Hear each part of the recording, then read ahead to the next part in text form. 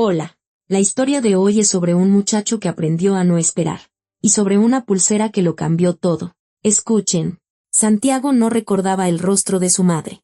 No recordaba su olor, su voz, el tacto de sus manos, nada. Solo había paredes, institucionales, pintadas de un verde pálido, con grietas que había estudiado tan a fondo que podría dibujar cada una con los ojos cerrados.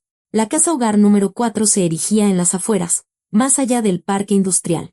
Y lo primero que Santiago aprendió en la vida fue el silencio.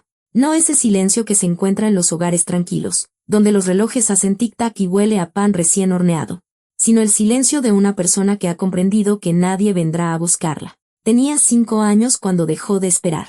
Los otros niños esperaban. Se pegaban a las ventanas cuando coches desconocidos entraban al patio. Sonreían diligentemente a las parejas que venían a verlos. Creían que un día la puerta se abriría y en el umbral aparecería una mujer que diría, «Vengo por ti».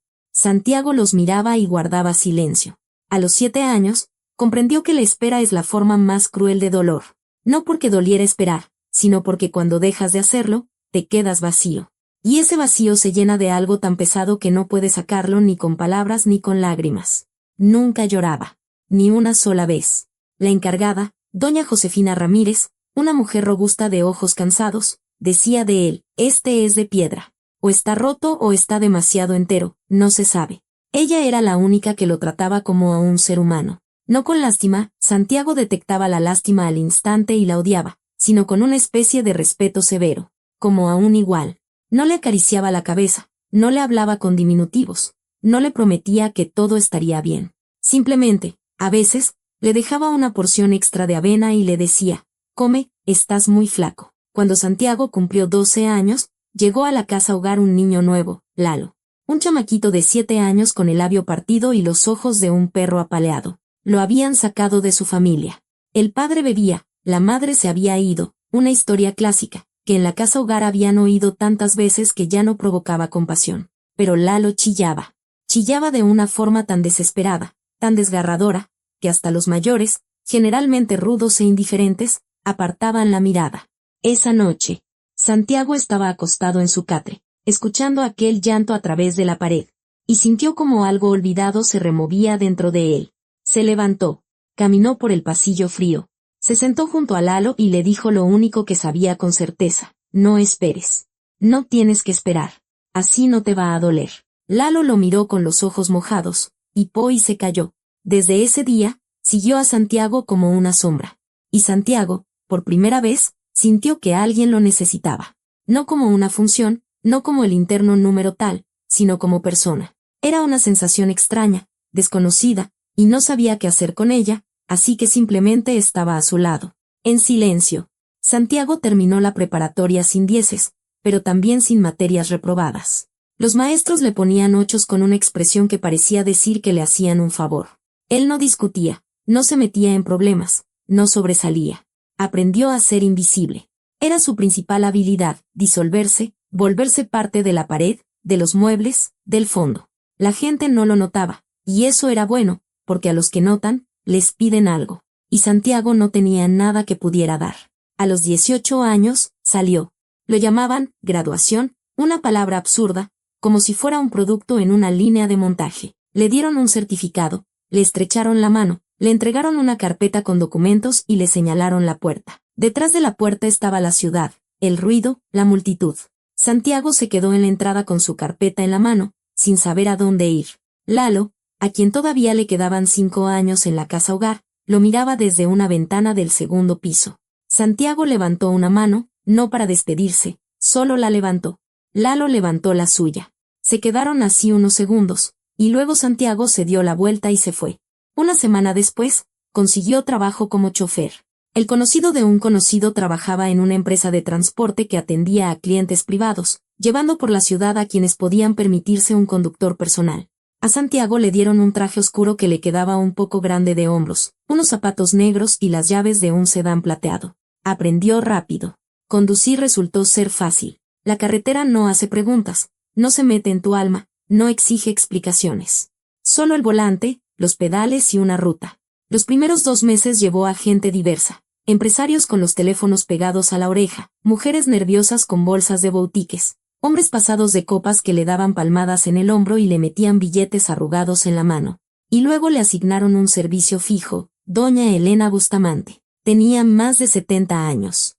Seca, erguida, con el pelo canoso cuidadosamente peinado y un rostro que alguna vez fue hermoso. De esos rostros donde la belleza no se ha ido, sino que se ha escondido, se ha adentrado en los pliegues y arrugas, en la expresión de los ojos. Vivía en una vieja casona de 3 pisos con molduras de estuco en la fachada, en un departamento del 2.º piso. Y cada mañana, puntualmente a las 9, salía hacia el coche. Santiago le abría la puerta. Ella se sentaba. Él la llevaba al consultorio, a la farmacia, al mercado, a veces al parque. Luego la traía de vuelta. Ella se bajaba, dejaba el dinero en silencio sobre el asiento delantero y se iba. Ni un gracias, ni un hasta luego, ni una mirada. Así pasaron 3 meses. Cada día, el mismo ritual. Santiago se acostumbró. En general, se acostumbraba fácilmente a los rituales. La casa hogar le había enseñado. Se levantaba a las 6, se afeitaba, se ponía su traje grande y pasaba por doña Elena. Ella guardaba silencio, y él también. 2 personas silenciosas en un mismo coche, cada una con su propio silencio. A veces la miraba por el espejo retrovisor.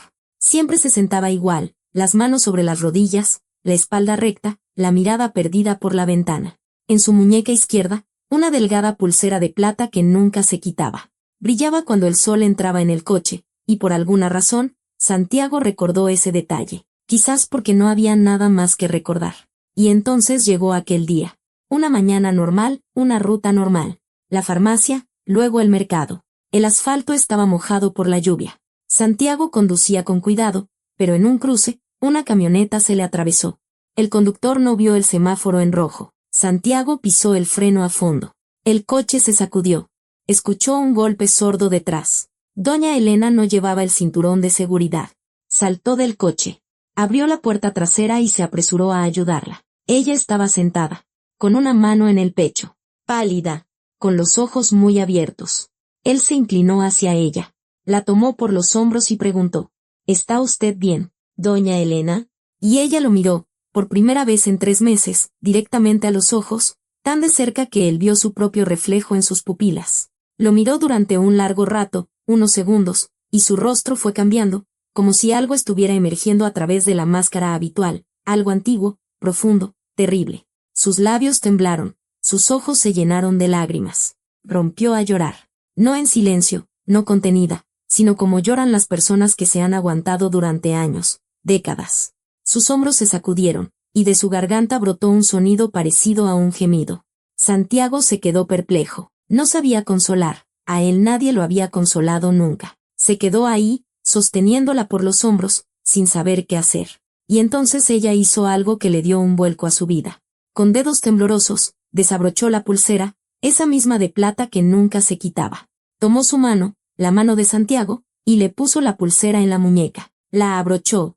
Sus dedos estaban helados y secos, como el papel. Santiago bajó la vista. En el interior de la pulsera había una inscripción. Letras pequeñas, oscurecidas por el tiempo. Acercó la muñeca y leyó, para Santiago, 15 de marzo. Perdóname. El 15 de marzo era su cumpleaños. El mundo se detuvo. Los sonidos desaparecieron, los claxones de los coches, el ruido de la lluvia, las voces de la gente. Solo quedaba esa inscripción y el corazón latiéndole en la garganta. Levantó la vista hacia doña Elena. Ella lo miraba y lloraba. ¿Quién es usted?, preguntó con una voz que él mismo no reconoció. Ella no respondió. Solo negó con la cabeza. Se cubrió el rostro con las manos y se volvió hacia la ventana. Esa noche, Santiago se sentó en su cuarto de alquiler, haciendo girar la pulsera en su muñeca y mirando la pared.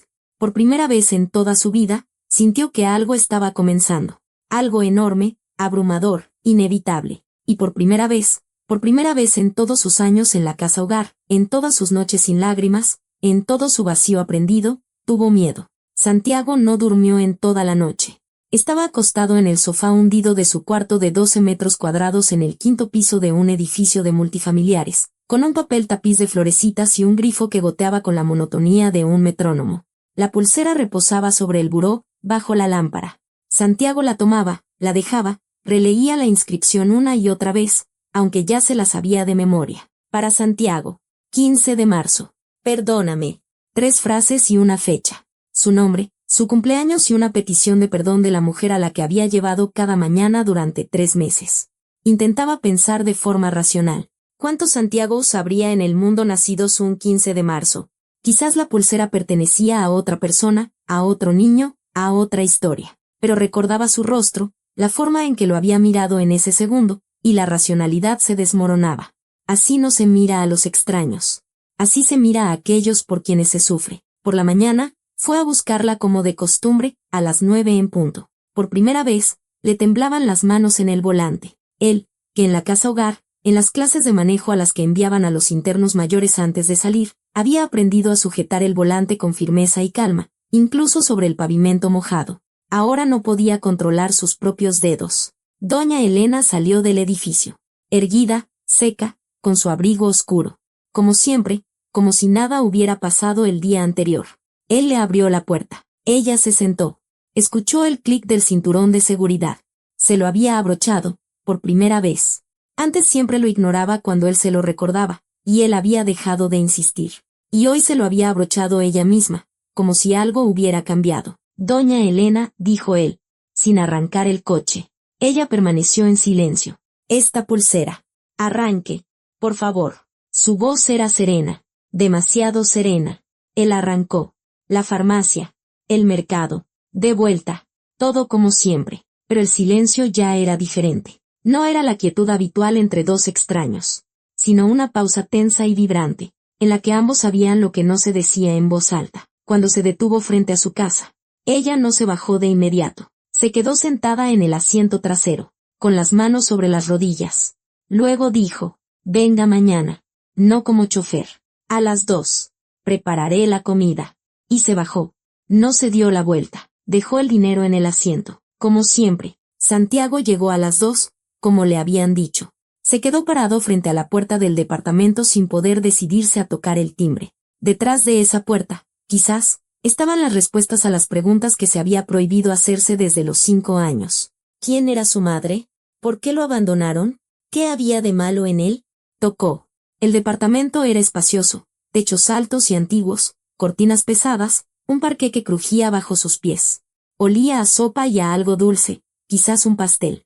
Santiago no recordaba la última vez que había comido un pastel casero. En las paredes colgaban fotografías, muchas fotografías en diferentes marcos.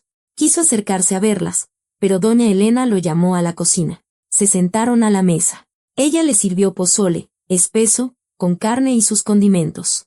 Él comía mientras ella estaba sentada enfrente, con la mejilla apoyada en la mano, mirándolo. Ahora sí lo miraba, sin apartar la vista. Y en su mirada había tantas cosas que Santiago sintió ganas de levantarse e irse, porque no sabía cómo soportar tal cantidad de sentimientos dirigidos hacia él.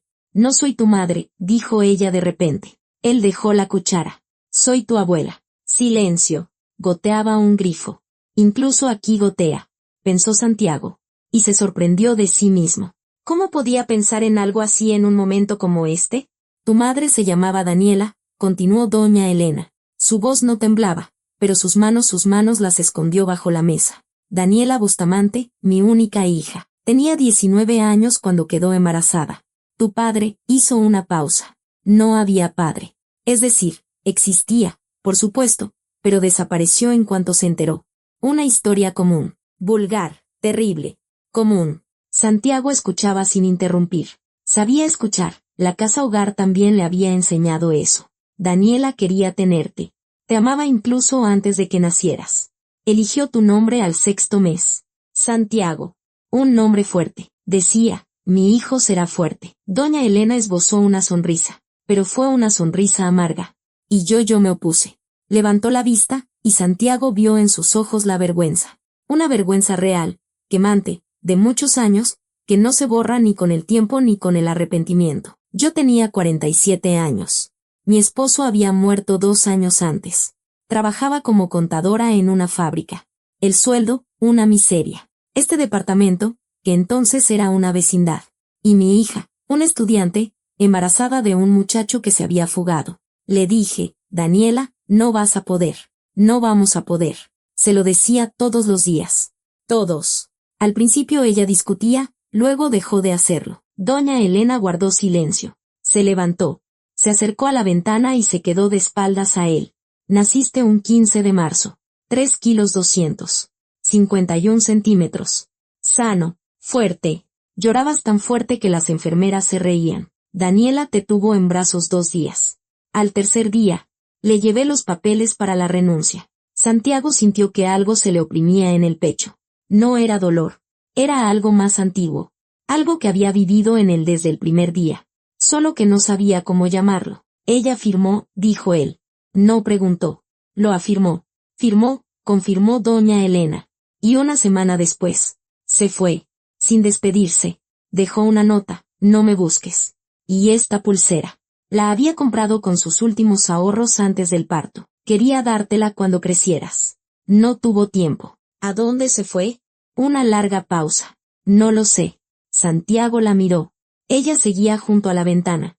Y la luz del sol dibujaba su silueta, frágil, encorvada, vieja, 25 años de culpa. Un cuarto de siglo con una pulsera en la muñeca como recordatorio de lo que había hecho. Te busqué, dijo ella, sin volverse. Te busqué durante 23 años. Primero en los orfanatos, luego a través del DIF, después con conocidos. La burocracia. Te trasladaron 3 veces. Los documentos se confundían. Te cambiaron el apellido al nacer, te dieron el mío, pero luego en el sistema algo se traspapeló, te registraron con otro. Te encontré hace apenas 2 años. Supe que trabajabas como chofer y le pedí a la empresa que me enviara específicamente a ti. Entonces no fue una coincidencia. Santiago se reclinó en la silla. 3 meses. 3 meses ella se había sentado en el asiento trasero, mirando por la ventana y en silencio. Lo sabía y guardó silencio. ¿Por qué no me lo dijo antes?, preguntó, y su propia voz le sonó ajena. Ella finalmente se dio la vuelta, porque tenía miedo, porque no sabía cómo, porque te miraba y veía a Daniela, sus ojos, sus pómulos, su barbilla terca, y cada vez quería decírtelo y no podía. Cada día me subía al coche y pensaba, hoy se lo diré, y no lo decía. Porque, ¿cómo le dices a alguien que tú eres la causa de todo lo que le ha pasado? Santiago guardó silencio. El pozo se enfriaba en el plato. Afuera, los coches zumbaban. En algún piso de arriba, sonaba una música apagada, ininteligible. Se levantó de la mesa, se acercó a la pared de las fotografías. La encontró de inmediato, una mujer joven de cabello oscuro, pómulos afilados y unos ojos que él veía en el espejo cada mañana. Estaba riendo. Una foto normal, de aficionado, ligeramente borrosa, pero estaba riendo, y esa risa le cortó la respiración a Santiago. ¿Es ella?, preguntó, aunque ya sabía la respuesta. Es Daniela. Ahí tenía 18. Un año antes de que nacieras. Se quedó de pie frente a la fotografía, mirando a la mujer que le había dado un nombre, que lo había sostenido en brazos 2 días y se había ido. Y por primera vez en 25 años, sintió cómo se le cerraba la garganta, como le empezaban a arder los ojos, como algo se abría paso hacia afuera, algo que había mantenido encerrado toda su vida. Pero no lloró. No podía. Se le había olvidado cómo. La encontraré, dijo. Doña Elena negó con la cabeza. Santiago. La encontraré, repitió él. Santiago comenzó la búsqueda al día siguiente. No tenía experiencia, ni contactos, ni dinero, nada de lo que ayuda a encontrar a personas desaparecidas hace un cuarto de siglo, pero tenía terquedad. Esa misma de la que hablaba doña Elena, la barbilla de Daniela, sus pómulos y su terquedad.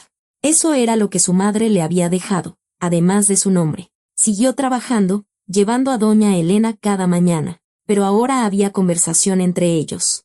Escasa, cautelosa, como los primeros pasos sobre hielo delgado, pero era una conversación. Ella le contaba sobre Daniela en pequeñas dosis, como si las midiera con una cucharita, temiendo que si lo soltaba todo de golpe, él no lo soportaría. O ella no lo soportaría. Daniela fue terca desde que nació. Su primera palabra fue no. Su primer paso, en dirección opuesta a su madre. En la escuela no era constante, 10 en literatura, 6 en matemáticas. Escribía poemas, escondía el cuaderno bajo el colchón. Se enamoraba perdidamente, y cada vez era para siempre. A los 17 años, ya había tenido 3 para siempre. Su madre la regañaba, Daniela daba un portazo. Una vida normal, peleas normales, de esas que parecen insoportables hasta que llega una verdadera desgracia. La verdadera desgracia llegó cuando Daniela cumplió 19. Él se llamaba Ricardo. Doña Elena pronunciaba ese nombre como si fuera una espina que no había podido sacarse en 25 años. Un muchacho guapo, alegre, con una guitarra y muchas promesas. Prometió casarse, prometió un departamento, prometió bajarle la luna. Y cuando Daniela le dijo que estaba embarazada, empacó sus cosas en una noche y se fue. Cambió su número de teléfono, se dio de baja en la residencia de estudiantes. Sus conocidos se encogían de hombros. No sabemos, no lo hemos visto, no estamos al tanto. Quise encontrarlo, dijo doña Elena en uno de los viajes. Hacer que respondiera. Pero Daniela dijo, no hace falta, yo puedo sola. Y yo, se calló, mirando por la ventana. Yo no creí que pudiera. Ese es el problema. No creí en mi propia hija. La pulsera, según se supo, doña Elena no se la puso de inmediato. Los primeros 2 años después de que Daniela se fuera, estuvo guardada en un joyero, envuelta en un trozo de terciopelo. Doña Elena no la tocaba, no podía. Ver la inscripción significaba recordar, y recordar significaba admitir su culpa. Se la puso solo cuando comenzó a buscar, primero a Daniela, luego a Santiago. Se la puso como un castigo, como un recordatorio que no podía quitarse. A Daniela también la busqué, dijo, como si leyera sus pensamientos. Los primeros 10 años solo la busqué a ella. Envié solicitudes, fui a la policía, llamé a hospitales. A las morgues, su voz se quebró. A las morgues también. Porque cuando alguien desaparece por años, empiezas a pensar en lo peor. ¿Y qué pasó? Nada. En ningún lado. Como si se la hubiera tragado la tierra. Ni por sus documentos. Ni a través de conocidos. Era como si hubiera dejado de existir. O cambió de apellido. O se fue tan lejos que mis solicitudes no llegaban hasta allá. Santiago procesaba esta información en silencio. Una madre que había desaparecido, una abuela que había buscado durante 23 años. Y él en medio, conectado a ambas por una pulsera de plata. En su tiempo libre, se sentaba en la biblioteca, frente a una computadora. Buscaba en internet, Daniela, año de nacimiento, edad aproximada. Los resultados eran miles, y ninguno conducía en la dirección correcta. Intentó acudir a un servicio de búsqueda de personas. Allí se encogieron de hombros. Habían pasado demasiados años. La madre no había presentado una denuncia a tiempo. Formalmente, Daniela no figuraba como desaparecida. Se había ido por su propia voluntad. Un callejón sin salida. Y entonces se acordó de Lalo. Lalo, el mismo Lalo al que le había dicho, no esperes, cuando tenía 7 años, ya había salido de la casa hogar.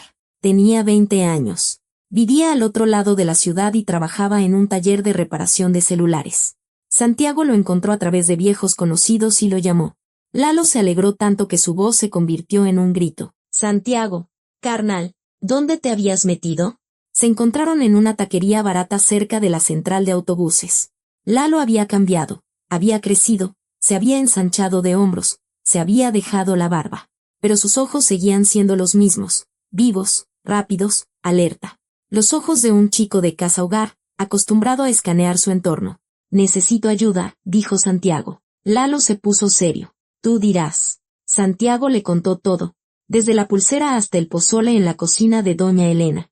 Lalo escuchó sin interrumpir, solo silbando de vez en cuando. Esto es como de película, dijo cuando Santiago terminó.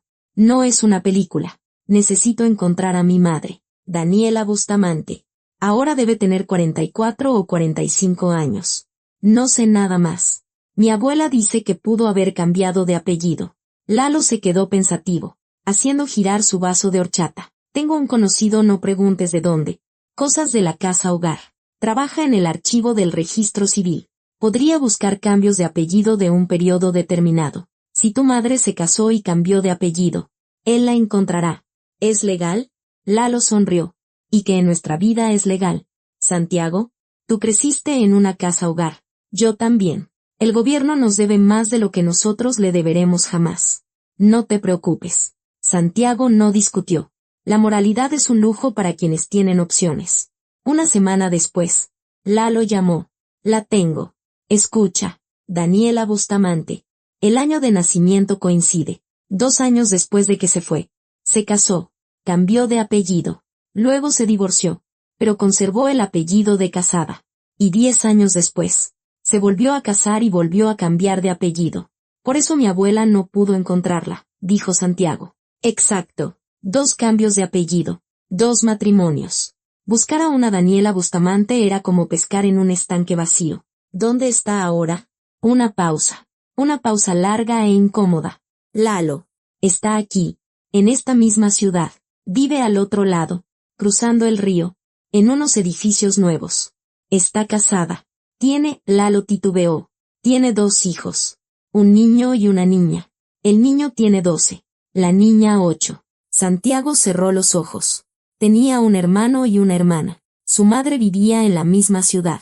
A 40 minutos en coche. Toda su vida, a 40 minutos en coche. Mientras él yacía en un catre institucional aprendiendo a no esperar, ella estaba aquí, preparando pozole para otros niños, llevándolos a la escuela, leyéndoles antes de dormir, haciendo todo lo que no había hecho por él. Apretó los dientes con tanta fuerza que le dolieron las mandíbulas. Lalo, dijo con cautela. ¿Estás seguro de que quieres ir? No, pero voy a ir. No fue de inmediato. Durante 3 días, pasó en coche frente a ese edificio, un multifamiliar común y corriente de 16 pisos con un área de juegos en el patio. Se estacionaba al otro lado de la calle, apagaba el motor y se quedaba sentado. Observaba cómo la gente salía del edificio por la mañana. La reconoció al segundo día, no porque la recordara, sino porque era como la fotografía en la pared de doña Elena, solo que mayor. El mismo cabello, los mismos pómulos. Llevaba de la mano a una niña con una chamarra rosa y hablaba por teléfono mientras le acomodaba el gorro a su hija. Una mujer normal, una mañana normal, una vida normal en la que no había lugar para él. A su lado caminaba un hombre alto, de hombros anchos, con una chaqueta de trabajo. Llevaba la mochila de un niño que iba delante, golpeando los montones de hojas secas con un palo. Una familia. Una familia de verdad, con el ajetreo matutino, mochilas, gorros y conversaciones. Santiago los miraba y sentía 2 cosas a la vez, y ambas eran insoportables. La primera, rabia, no hacia su madre, ni hacia el hombre, ni hacia los niños. Hacia el mundo, hacia las circunstancias, hacia la monstruosa injusticia de que él hubiera crecido detrás de una reja mientras ellos vivían así, con pozole y besos de buenas noches. La segunda, ternura. Una ternura inexplicable, ilógica, hacia esa niña de la chamarra rosa y el niño con el palo, a quienes nunca había visto, pero que eran su sangre. Al tercer día, llamó a doña Elena. La encontré. Vive al otro lado del río. Está casada. Tiene 2 hijos. El silencio al otro lado de la línea fue ensordecedor. ¿Usted lo sabía? Preguntó.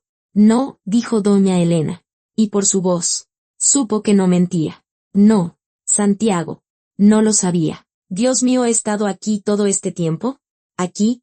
Su voz se quebró. Le escuchó intentar respirar con calma. Sin conseguirlo. Iré a verla mañana, dijo él. ¿Quiere venir conmigo?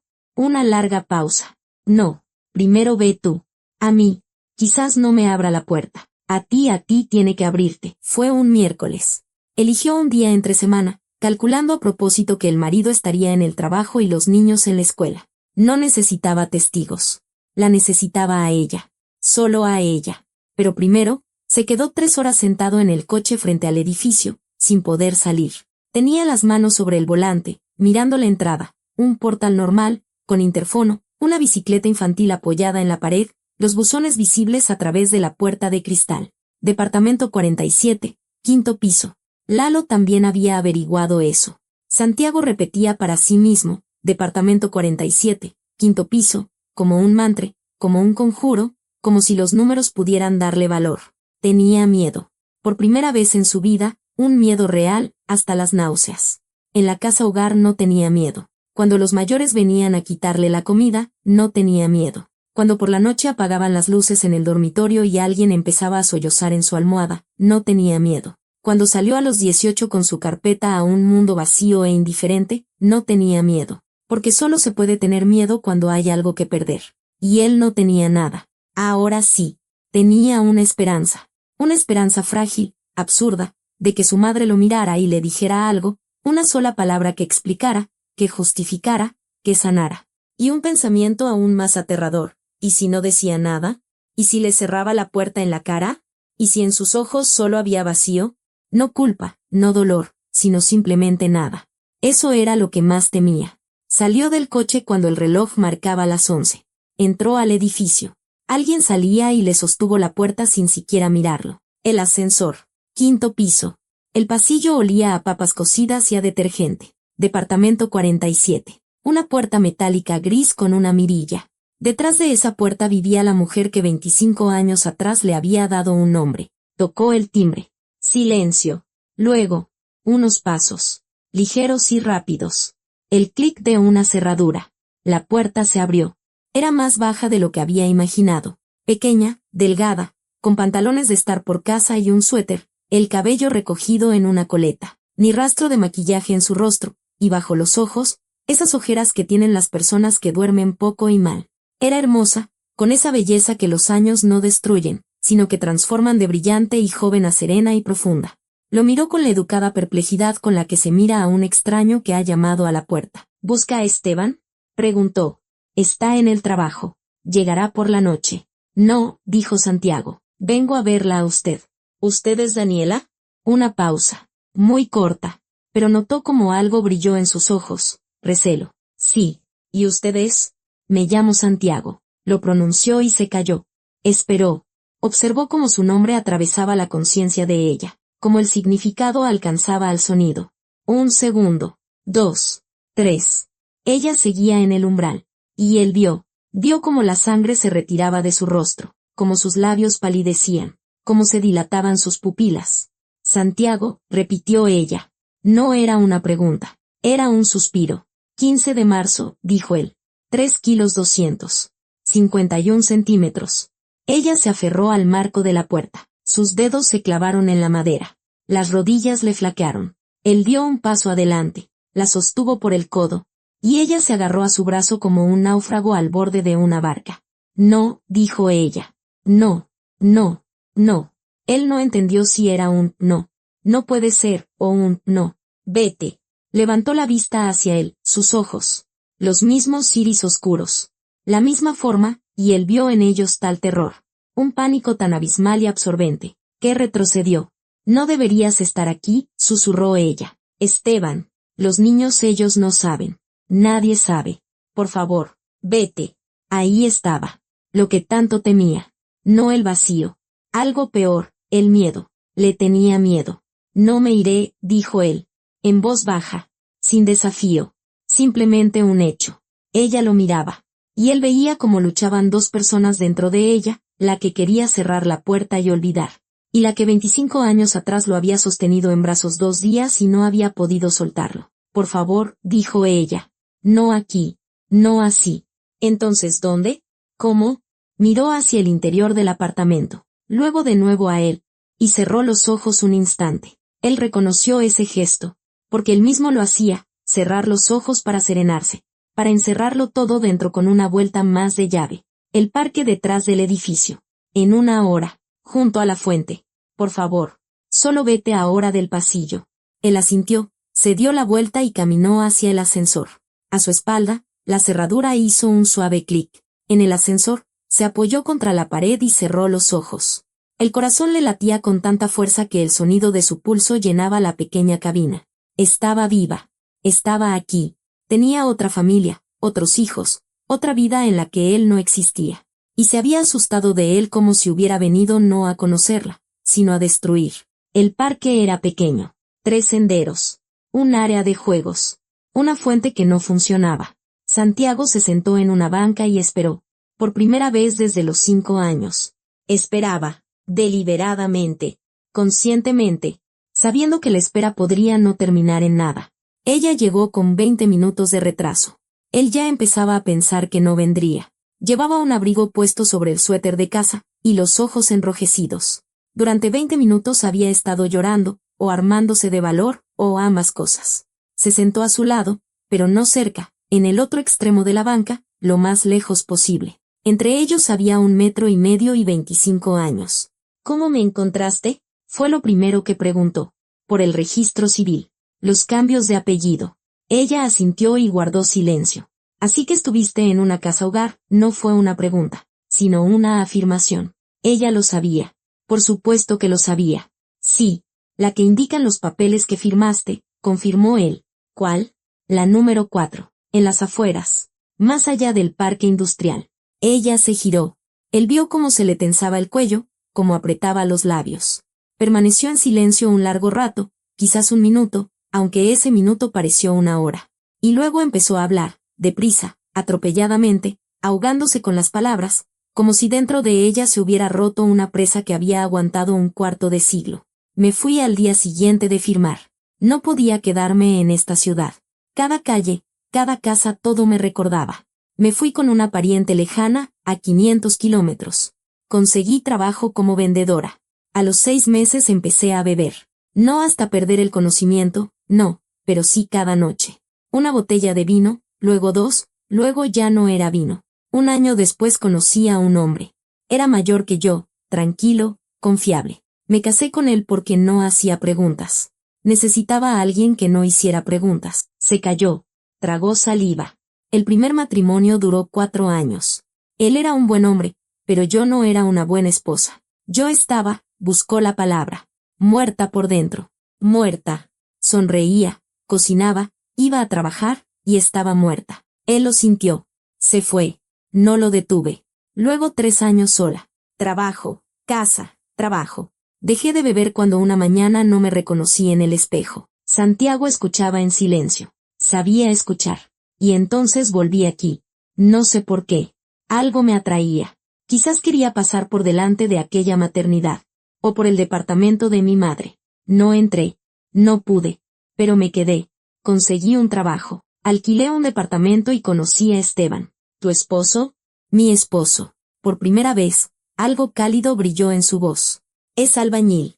Sencillo, bueno, confiable. Él me salvó la vida, Santiago, literalmente. Yo estaba en un estado en el que a una persona le da igual si se despierta al día siguiente o no. Esteban me sacó de ahí. Esteban me dio un hogar, hijos, una razón para levantarme por la mañana. Se volvió hacia él. Él no sabe de ti. Nadie sabe. Ni Esteban, ni los niños, ni mis amigos. Borré eso de mi vida. No porque lo haya olvidado, sino porque no podía vivir con ello y seguir viva. ¿Entiendes? Santiago entendía. Él mismo había vivido así toda su vida, borrando, encerrando, no permitiéndose sentir. Cuando firmé esos papeles, continuó ella, y su voz se volvió casi un susurro, pensé que me iba a morir. Físicamente, quiero decir. Sentía que el corazón no podía doler tanto y seguir latiendo. Pero siguió, y al día siguiente también. Y a la semana, y al año. El corazón es una cosa traicionera, Santiago. No se detiene, ni siquiera cuando tú quieres que lo haga. Él estaba sentado escuchando, y dentro de sí algo se movía, lenta y pesadamente, como un glaciar que se pone en marcha. Se había preparado para la ira, la había ensayado por las noches en el coche, frente al espejo. Tenía preparadas las palabras. Me abandonaste, me traicionaste. Elegiste el vacío en lugar de a mí. Pero ahora, mirando a esa mujer de ojos enrojecidos y manos temblorosas, no podía pronunciar ni una sola de ellas, porque veía que ella ya se las había dicho a sí misma miles de veces, cada día durante 25 años. No te pido perdón, dijo ella. No sería justo. Lo que hice es imperdonable. Lo sé. Mi abuela sí lo pide, dijo él. Daniela se quedó helada. ¿Qué? Doña Elena, está viva. Ella me encontró. La pulsera, la que tú le dejaste, me la dio a mí. Tiene una inscripción. Daniela palideció aún más. Parecía imposible. Pero sí, era posible. ¿Mamá está viva? Susurró. Tiene más de 70 años. Vive en el mismo departamento. Te buscó durante 23 años. Daniela se cubrió el rostro con las manos. Sus hombros se sacudieron. Lloraba en silencio, sin gemidos ni sollozos, simplemente temblaba y las lágrimas se escurrían entre sus dedos. Santiago estaba sentado a su lado, en su extremo de la banca, y miraba. Y pensaba, ahí está mi madre, llorando. Y yo no puedo. Ella sabe cómo, y a mí se me ha olvidado. Extendió la mano a través del 1,5 metros de vacío entre ellos y le puso la palma en el hombro. Daniela se sobresaltó, levantó la cabeza, miró su mano, la pulsera en su muñeca, y de ella brotó un sonido. No un grito, no un gemido, algo intermedio. El sonido de alguien que ve algo que creía perdido para siempre. Se quedaron sentados en la banca mucho tiempo más. Daniela hablaba atropelladamente, saltando de un tema a otro, retrocediendo, confundiendo los tiempos.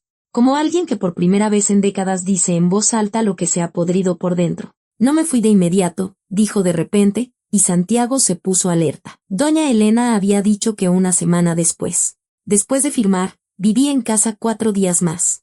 Mamá pensó que fue una semana, pero en realidad me fui al cuarto día. Es que ella no salió de su cuarto durante 2 días después de que firmé, no me hablaba. Supongo que para ella todo se fundió en una sola semana. Para mí, cada uno de esos días fue como un año. Santiago asintió. No era una contradicción. Simplemente 2 personas recordaban lo mismo de manera diferente. La memoria hace eso. Estira unos días y comprime otros, ajustando el pasado a la versión del dolor con la que es más fácil vivir. Sabía que estabas en una casa hogar, continuó Daniela. Su voz se volvió más apagada, como si hablara desde debajo del agua. Lo supe los 25 años.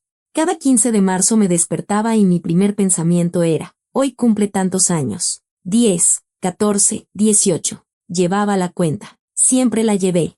Pero no buscaste, dijo Santiago. No con reproche, sino con una constatación cansada. Daniela bajó la cabeza. Tenía miedo de saber, ¿entiendes? Miedo de que no te hubieran adoptado, de que hubieras crecido allí. Mientras no lo supiera con certeza, podía convencerme a mí misma, lo adoptaron. Tiene una buena familia. Es feliz. Hice lo correcto, y si hubiera investigado y descubierto que no, tragó saliva. No habría sobrevivido, Santiago. No es una excusa, es simplemente la verdad. Él guardó silencio, mirando sus manos delgadas, de piel curtida, con las uñas cortas, las manos de una mujer que trabaja mucho, las manos que lo sostuvieron durante 2 días. Y mamá, Daniela titubeó al decir esa palabra.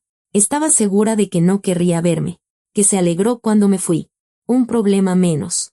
La hija fracasada con sus dramas había desaparecido. Podía vivir tranquila.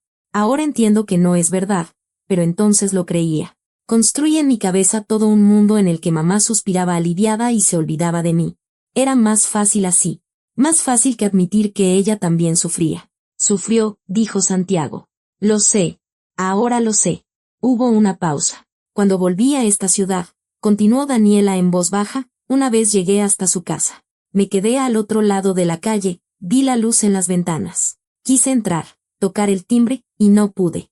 Me di la vuelta, me fui y me prohibí volver. Porque si mamá abría y me miraba, no sabía qué vería en sus ojos. Odio, lástima, perdón. Cualquiera de esas opciones era insoportable. Se cayó. El viento movía las hojas secas en el sendero. La fuente no funcionaba. Un cuenco vacío, de cemento agrietado. Tienes que contárselo a Esteban, dijo Santiago. Daniela se sobresaltó. No, tienes que hacerlo. No podrás esconder esto. Yo no voy a desaparecer. Daniela, no te busqué para sentarme en una banca y luego cada quien por su lado. Ella lo miró fijamente, con aire inquisitivo, y él vio en sus ojos lo que una vez vio en los de Lalo, el miedo de un niño que no cree que no le harán daño. Esteban es un buen hombre, dijo ella. Pero es sencillo. No es de los que analizan, de los que escarban. Vive como respira, trabaja, quiere a sus hijos, arregla el grifo los domingos. Si le digo que hace 25 años renuncié a un hijo, no lo entenderá. Él no es así. Para él, la familia es sagrada. No me perdonará. O sí te perdonará, replicó Santiago. No lo sabes. No puedo arriesgarme. Tengo hijos. Santiago. Jorgito tiene 12. Sophie tiene 8. Si Esteban se va, no se irá. ¿Y tú cómo lo sabes? Su voz se quebró, casi en un grito por primera vez en toda la conversación. Una mujer en la banca de al lado se giró. Daniela apretó los labios. Apartó la mirada. Perdón, dijo en voz baja. Perdón, no es contigo. Lo sé. Guardaron silencio. Luego Santiago dijo, dame una semana. No iré a tu casa. No te llamaré. No apareceré. Una semana para que lo pienses. Y luego nos volveremos a ver y me dirás cómo quieres que sea esto de ahora en adelante. Aceptaré cualquier decisión. Pero no le mentiré a tu familia y tampoco viviré como una sombra. Daniela lo miró y, de repente, por primera vez, sonrió. Una sonrisa torcida, amarga, solo con las comisuras de los labios. De verdad eres fuerte, dijo. No me equivoqué con el nombre. Esa semana fue la más larga de su vida. Santiago llevaba a doña Elena, y ahora hablaban todos los días, en cada viaje. Le contó sobre su encuentro con Daniela, omitiendo los detalles sobre la bebida, sobre estar muerta por dentro, no quería causarle más dolor. Pero le dijo lo principal, Daniela estaba aquí, casada, con 2 hijos. Nietos. Doña Elena tenía nietos de los que no sabía nada. Ella escuchaba, sentada en el asiento trasero, y por primera vez desde que la conocía, parecía desconcertada. No rota, sino desconcertada, como alguien que ha caminado tantos años hacia una meta que no se preparó para el momento en que la alcanzaría. Nietos, repitió en voz baja. Un niño y una niña. ¿Cómo se llaman? Jorge y Sofía. Ella asintió. Guardó silencio.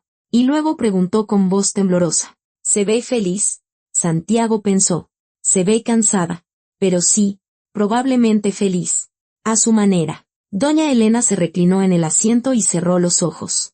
Algo brilló en sus pestañas. 23 años, susurró. 23 años imaginándome lo peor. Y estaba a 40 minutos de mí. La semana pasó. Daniela llamó ella misma. Santiago le había dejado su número. Ven el sábado, dijo. Su voz era serena, decidida. A nuestra casa. A la 1 de la tarde. Esteban ya sabe. Una pausa. Esteban ya sabe. ¿Cómo está él? Ven. Te lo contaré todo cuando nos veamos. Y colgó. Santiago se quedó en medio de su cuarto con el teléfono en la mano, sintiendo que el suelo se le movía bajo los pies. No por miedo, sino por algo opuesto, por el hecho de que, por primera vez en su vida, alguien le decía, ven, y lo estaba esperando. El sábado amaneció helado. Santiago se puso la única camisa decente que tenía, una blanca comprada en oferta hacía medio año y que nunca se había puesto porque no había habido ocasión. Encima un suéter, una chamarra. Se quedó un buen rato frente al espejo del baño, observando su propio rostro como si lo viera por primera vez. Su madre le había dicho, de verdad eres fuerte. Su abuela, tienes los ojos de Daniela. Y él se miraba en el espejo y veía a un chico de casa hogar, flaco, alerta, con los pómulos siempre tensos. Durante 25 años no había sido de nadie. Hoy, todo podía cambiar. Oh no. Pasó a recoger a doña Elena. Eso no se discutió. Ella misma se lo había pedido la noche anterior, llamándolo por primera vez. Antes, él siempre llegaba según el horario. Su voz era tranquila, pero Santiago ya había aprendido a escuchar lo que había detrás de la voz. Sus manos, seguramente, temblaban. Probablemente no había dormido en toda la noche, como él. En el coche guardaron silencio. Doña Elena iba sentada detrás, como de costumbre, con su abrigo oscuro y la espalda recta, las manos sobre las rodillas, sin la pulsera. La pulsera estaba en la muñeca de Santiago. ¿Está lista?, le preguntó, mirándola por el espejo. No, respondió ella con sinceridad. Pero ya no hay nada más que esperar. Esperé 23 años. Ya es suficiente. Él asintió y arrancó. La ciudad pasaba por la ventana, banquetas escarchadas. El vaho de las alcantarillas. Gente con gruesas chamarras de invierno. 40 minutos. Una vida entera entre las dos orillas de un mismo río. La puerta la abrió un hombre. Santiago lo había visto de lejos en el patio, cuando vigilaba la casa, pero de cerca Esteban era diferente. No solo alto y de hombros anchos, sino con una especie de solidez. De esas personas de las que se dice que sostienen el mundo. Manos grandes y con callos, un rostro franco y amplio, el pelo corto, a la militar. Ojos grises y atentos. Miró a Santiago sin hostilidad, pero también sin alegría, con la tensión pesada y cansada de un hombre al que en la última semana le habían contado algo que le había dado un vuelco a su vida. Santiago, dijo. No preguntó. Sabía quién venía. Sí. Esteban desvió la mirada hacia doña Elena. La observó un segundo y luego asintió. Pasen. El departamento era pequeño pero cuidado, limpio, ordenado, con dibujos infantiles enmarcados en las paredes. Olía a papas fritas y a pan recién hecho. En la entrada había zapatos, de hombre, de mujer, y 2 hileras de zapatos infantiles. Una familia. Los niños no estaban. Santiago comprendió que los habían llevado a otro lugar a propósito. Con los vecinos, con amigos, no importaba. Era una conversación de adultos. Daniela estaba de pie en el umbral de la cocina, pálida, con ojeras oscuras. No había dormido, era evidente. No miraba a Santiago, sino a doña Elena. Y doña Elena la miraba a ella. Santiago las veía a ambas a la vez, madre e hija, 2 mujeres separadas por 25 años de silencio. Daniela estaba aferrada al marco de la puerta, y Santiago recordó que se había aferrado igual la primera vez que él vino. Y doña Elena se quedó paralizada en la entrada, sin quitarse el abrigo, y su rostro, habitualmente severo y cerrado, se deshacía, perdía su forma, como la arcilla bajo la lluvia. Mamá, dijo Daniela. Una sola palabra. 25 años en una sola palabra. Doña Elena dio un paso hacia ella. Daniela dio un paso a su encuentro, y se abrazaron. No fue un abrazo bonito, no fue de película. Fue torpe, desesperado, como el de dos personas que han olvidado cómo hacerlo. Daniela hundió la cara en el hombro de su madre y empezó a temblar. Doña Elena le acariciaba la cabeza, mecánicamente, como un disco rayado, y repetía, hija, hija, hija. Santiago se quedó en la entrada, mirando. Esteban estaba a su lado, también mirando. Cruzaron una mirada. Esteban tragó saliva. Se dio la vuelta. Se frotó el puente de la nariz. Santiago comprendió. Esteban no era de los que muestran sus sentimientos. Igual que él. Vamos a la cocina, dijo Esteban en voz baja. Dejemos que estén a solas. La cocina era pequeña, estándar, de multifamiliar, con una ventana que daba al patio. Sobre la mesa, una tetera, tazas, un plato con pan rebanado. Esteban se sentó e indicó a Santiago la silla de enfrente. Santiago se sentó. Guardaron silencio.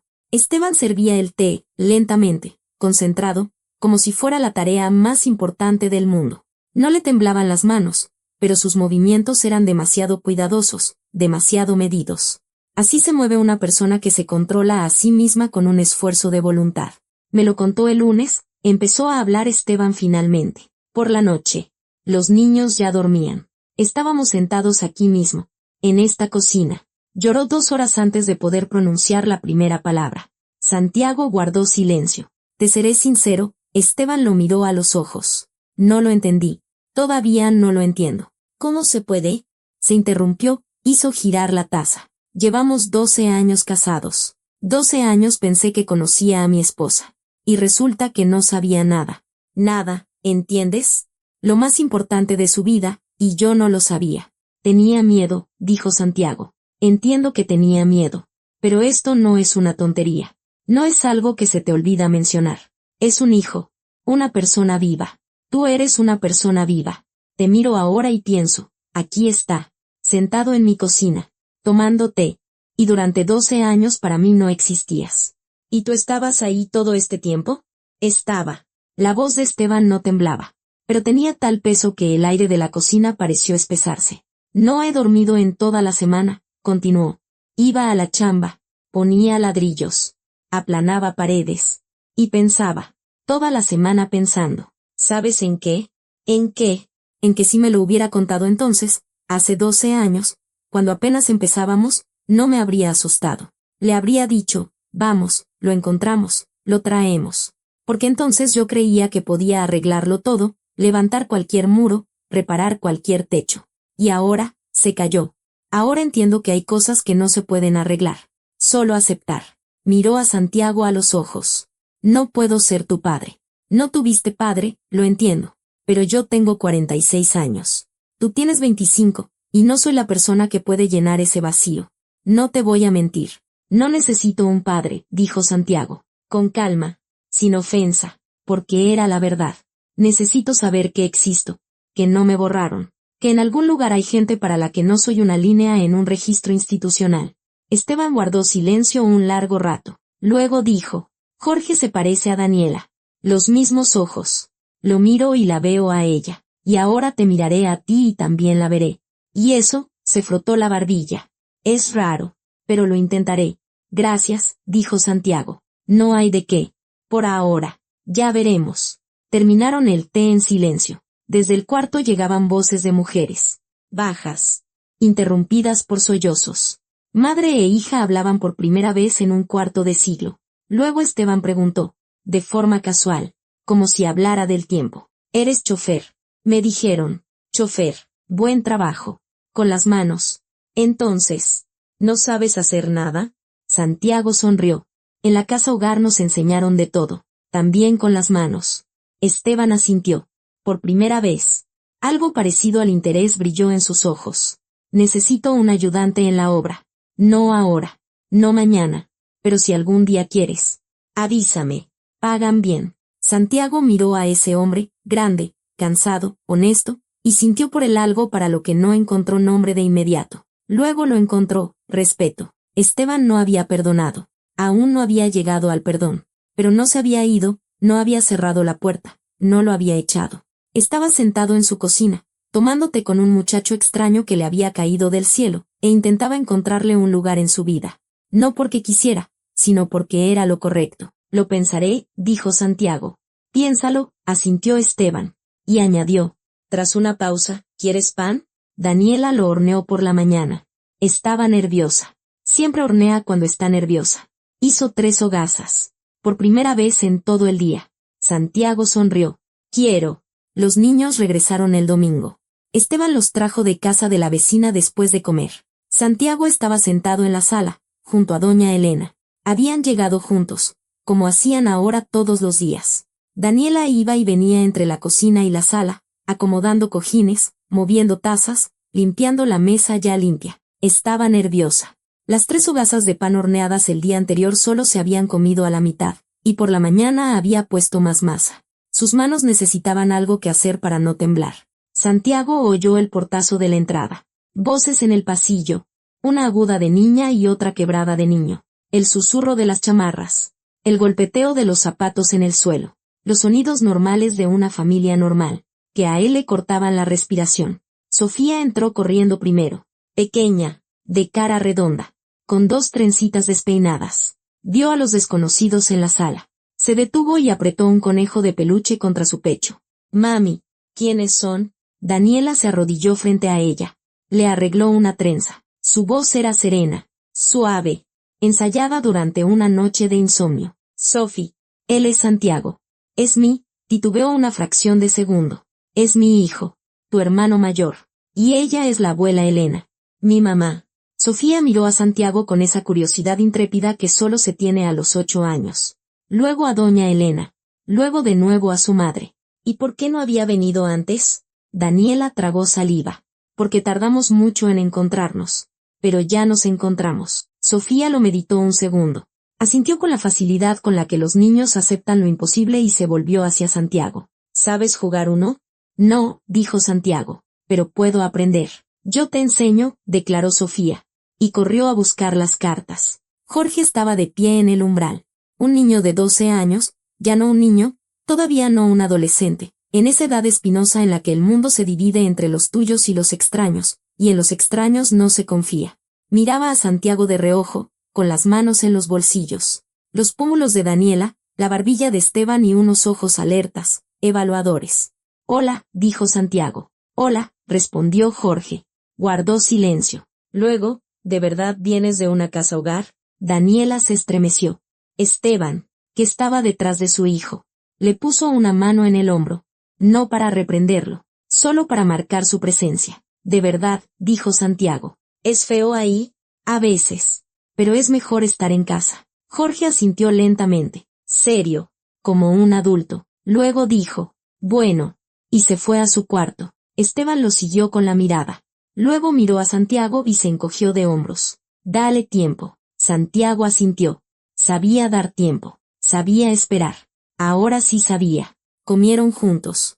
Los 6, en la mesa que Esteban había extendido, porque estaba pensada para 4, no para 6. Daniela había cocinado tanto que habría alcanzado para 10, pozole, papas, carne, ensalada, pan fresco, tibio, con la corteza crujiente. Doña Elena estaba sentada junto a Sofía y no podía apartar los ojos de ella. Sofía parloteaba sin parar sobre la escuela, sobre el conejo, sobre su amiga Lucía, que miente diciendo que tiene un hámster cuando en realidad no lo tiene. Doña Elena escuchaba, asentía y sonreía, y Santiago veía cómo, con cada minuto que pasaba, se le desprendía algo viejo, petrificado, algo que se había acumulado durante 25 años y que hacía que su espalda fuera tan recta y su rostro tan cerrado. Se estaba descongelando, lenta, torpemente, como la tierra después de un largo invierno. Jorge guardó silencio, picoteando sus papas. Pero Santiago notó que el niño lo miraba de reojo. Lo estudiaba, lo comparaba, lo ajustaba a su visión del mundo, en la que hasta ayer no existía ningún hermano mayor. Después de la comida, Sofía trajo el uno y obligó a Santiago a jugar. Él perdía sin remedio, una y otra vez, y Sofía se reía a carcajadas, echando la cabeza hacia atrás. Y Santiago la miraba y pensaba, ahí está, mi hermana, y tiene 8 años. Y se ríe, y esa risa provoca algo dentro de mí para lo que no tengo nombre. Jorge se unió en la tercera partida. Tomó las cartas en silencio, jugó en silencio. les ganó a todos. Yo siempre gano, dijo, sin mirar a Santiago, pero la comisura de sus labios se crispó. Por la tarde, Santiago salió al balcón. Hacía frío. El aire helado de enero se colaba bajo el suéter, pero necesitaba aire. La ciudad abajo vivía su vida. Luces encendidas en las ventanas. Coches circulando. Alguien paseando a un perro. Una tarde normal. La tarde más normal de su vida más extraña. La puerta del balcón rechinó. Daniela salió y se paró a su lado. Le puso encima la chamarra de Esteban. Enorme, que olía a polvo de construcción y a un hogar ajeno, pero ya no del todo ajeno. Gracias, dijo él. ¿Por qué? Por abrirme la puerta. Ella guardó silencio. Luego, durante 25 años me despertaba y lo primero en lo que pensaba era en ti. Cada mañana. El primer pensamiento, ¿cuántos años tendrá ahora? ¿Qué estará haciendo? ¿Tendrá frío? ¿Comerá? Cada mañana, Santiago, 25 años. Y cada mañana me prohibía seguir pensando, porque más allá empezaba un abismo. Y si me asomaba a él, no volvería. Se volvió hacia él. No te pido perdón. Ya te lo dije. Lo que hice es imperdonable. Pero quiero que sepas que no hubo un solo día en que no existieras para mí. Ni uno solo. Santiago estaba de pie, mirando la ciudad, y sentía como dentro de él, allí donde durante 25 años había habido un vacío, ocurría algo desconocido. Como si alguien hubiera abierto la puerta de una habitación que había estado cerrada toda su vida, y de ella brotara una luz demasiado brillante, demasiado cálida, insoportable. Cuando era niño, dijo, y su voz se volvió un susurro, me inventé una regla, no esperar. Si no esperas, no te duele. Viví con esa regla 25 años. Funcionaba. Me salvó en la casa hogar, en la calle, en todas partes. Pero esa regla, se detuvo, buscando las palabras, mató todo lo demás. Se miró las manos, la pulsera. No sé llorar, dijo. Se me olvidó a los 5 años y desde entonces, ni una vez. No sé abrazar, no sé decir, te quiero, no sé confiar. Toda mi vida he sido un muro. El Santiago de piedra. Y ahora estoy en este balcón, y a mi lado está mi madre, y en la sala mi abuela juega con mi hermana. Y mi hermano les gana a todos a las cartas. Y un hombre que no conozco me ofreció trabajo, y yo. La voz se le quebró. Simplemente se quebró, como una rama bajo el peso de la nieve. Sin sonido, sin aviso. Y Santiago lloró. Por primera vez en 20 años. No de una forma bonita, no en silencio. De una forma fea, convulsa, ahogándose, tragando aire como un náufrago. Las lágrimas salían con dificultad, como si se abrieran paso a través de la piedra, y cada una arrastraba consigo algo, un fragmento del silencio de la casa hogar, un retazo de una noche de insomnio, un trozo de ese vacío que había vivido en el tanto tiempo que lo había confundido con una parte de sí mismo. Daniela lo abrazó. Pequeña, delgada, apenas llegándole al hombro, lo abrazó, se apretó contra él, se aferró a su suéter y lo sostuvo. En silencio. No lo consoló, no le dijo, todo va a estar bien, no le acarició la cabeza. Simplemente lo sostuvo. Como entonces, 25 años atrás, cuando se lo entregaron en brazos por primera vez, lo sostuvo 2 días entonces, lo sostenía de nuevo ahora. Al balcón salió doña Elena. Los vio, se detuvo, y luego se acercó y los abrazó a los dos a la vez con sus brazos delgados. Y se quedaron los tres de pie en el frío balcón de un edificio de multifamiliares. 3 personas que se habían perdido durante un cuarto de siglo y se habían encontrado en un solo invierno. En el umbral estaba Esteban. A su espalda, Sofía susurraba. Papi, ¿por qué lloran? Y Esteban respondió en voz baja. Porque se encontraron. Mi amor, porque se encontraron. Y Jorge estaba de pie junto a su padre, en silencio, mirando a Santiago. Y por primera vez, en su rostro no había recelo.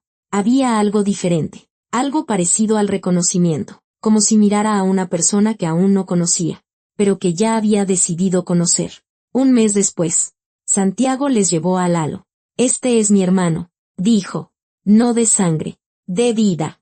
Sofía exigió que Lalo también jugara uno. Lalo perdió 8 veces seguidas. Sospechó que le hacían trampa y amenazó con llamar a la policía. Sofía se partía de risa. Santiago empezó a trabajar con Esteban en la obra. Ponía ladrillos, mezclaba cemento, cargaba sacos. Las manos le dolieron las primeras 2 semanas, luego se acostumbraron. Esteban hablaba poco, pero cuando lo hacía, era al punto. Un día, mientras descansaban, Esteban dijo, pones los ladrillos derechos. Tienes buena mano. Y Santiago comprendió que, en el lenguaje de Esteban, eso significaba más que cualquier palabra de aceptación. Doña Elena iba los sábados a preparar empanadas, de rajas, de manzana, de piña. Sofía le ayudaba a estirar la masa y terminaba cubierta de harina de pies a cabeza. Jorge empezó a llevarle libros a Santiago, en silencio, sin explicaciones. Simplemente los dejaba sobre la mesa y se iba. El primero fue Las batallas en el desierto. Santiago lo leyó en 2 noches. La pulsera, Santiago la llevaba todos los días. La inscripción se había oscurecido aún más por el sudor, por el trabajo, por la vida. Para Santiago, 15 de marzo. Perdóname. Ya no leía esas palabras como una súplica. Las leía como un comienzo. El comienzo de algo que no tenía nombre, pero que tenía una dirección. Departamento 47, 5º piso, en un multifamiliar al otro lado del río. Un hogar donde lo esperaban. Aprendió a esperar de nuevo. No como en la casa hogar, sin esperanza y con un vacío por dentro, sino de verdad. Esperar el sábado para ir a comer. Esperar la noche para llamar por teléfono. Esperar la mañana, porque por la mañana la vida continuaba, y por primera vez, eso no era una maldición, sino un regalo. El Santiago de piedra, hijo de Daniela, nieto de Elena, hermano de Jorge, Sofía y Lalo. Un hombre que por fin lloró y por fin empezó a vivir. Gracias por escuchar. Esta historia no es sobre cómo todo siempre termina bien. Es sobre cómo, a veces, no es demasiado tarde para encontrarse, ni siquiera después de 25 años.